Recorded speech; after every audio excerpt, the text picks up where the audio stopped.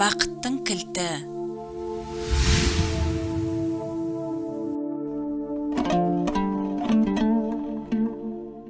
Төртеу түгел болса төбедегі келеді, алтау ала болса ауыздағы кетеді деген нақылдың біз шын астарын әлі түсінбей жүрміз.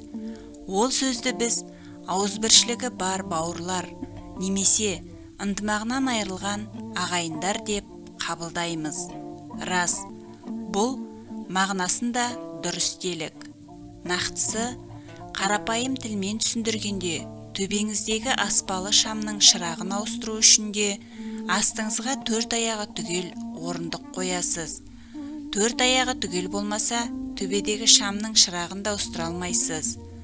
Сол айтпақшы, Тәңірден тілеген тілеуіңіздің төбеден төгіліп түсуін қаласаңыз, мына 4 дүниеңізді түгендеңіз. Бірінші – әдеп, екінші – қызмет, үшінші – кеңес, төртінші – тәлім. Бірінші – әдепті адам әлемдегі ең әдемі адам.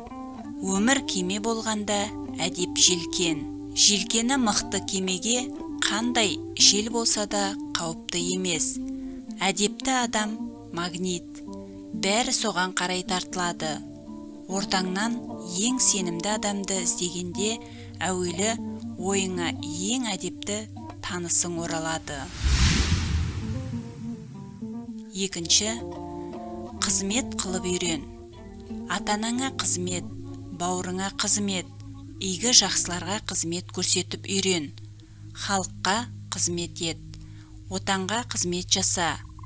Мың сұлу сөз қолға су құйған бір қызметке татымайды. Қызметтің соңында елден бата аласың. Жауынмен жер, батамен ер көгереді. Үшінші, кеңессіз іс қылма. Кемеңгерге де кеңес керек. Қандай да бір іс бастамас бұрын, міндетті түрде қабырғаңмен кеңес, ата-анаңмен ақылдас, әріптестеріңмен бөліс, сол істің хас шеберін тыңда. Себебі кеңесіп пішкен тон ешқашан келте болмайды. Төртінші, тал бесіктен жер бесікке дейін тәлім алып үйрен. Тәлім тәнді де, жанды да, рухты да тәрбиелейді. Жақсы адамнан үйреніп, жаман істен жиренудің өзі тәлім. Білім азбайды, тәлім тозбайды. Осы 4 дүниеңізді түгендесеңіз, төбедегіні аласыз.